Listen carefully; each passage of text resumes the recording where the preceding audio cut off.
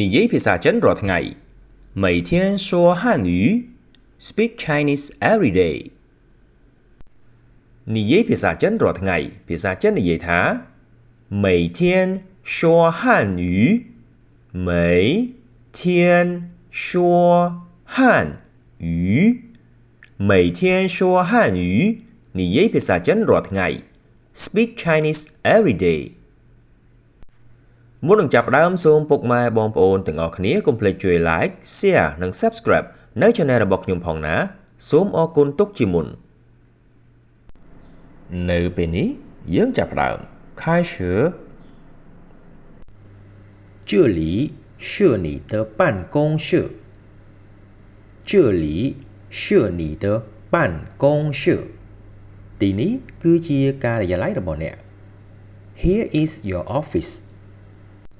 我们是他的人员我们是他的人员ពួកយើងជាបុគ្គលិករបស់គាត់ We are his staffs 我的同事都会说中文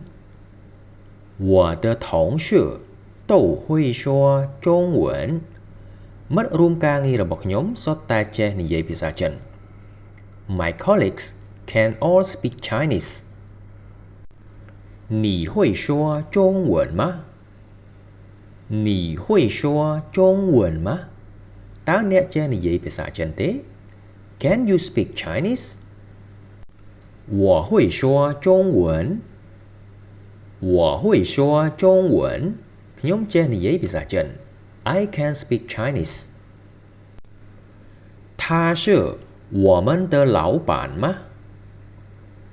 他是我们的老板吗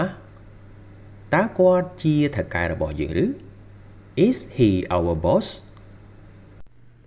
សូមថ្លែងអំណរគុណសម្រាប់ការយកចិត្តទុកដាក់របស់ពុកម៉ែបងប្អូនទាំងអស់គ្នាជួបគ្នាលើក្រោយជាមួយវគ្គនិយាយភាសាចិនរាល់ថ្ងៃជាចុងក្រោយសូមកុំភ្លេចជួយ Like Share និង Subscribe នៅ Channel របស់ខ្ញុំផងណាដើម្បីទទួលបាននូវមេរៀនថ្មីៗនិងចំណេះដឹងផ្សេងៗសូមអរគុណកុំភ្លេចចុចសញ្ញាកណ្ដឹងផងពុកម៉ែបងប្អូនទាំងអស់គ្នាក៏អាចធ្វើការទំនាក់ទំនងមកកាន់លោកខ្ញុំបាទផ្ទាល់តាមរយៈបណ្ដាញសង្គមខាងក្រោមដើម្បីទទួលបាននូវមេរៀនឬឯកសារនានាដែលពុកម៉ែបងប្អូនត្រូវការជាចុងក្រោយសូមអរគុណម្ដងទៀតសូមជម្រាបលា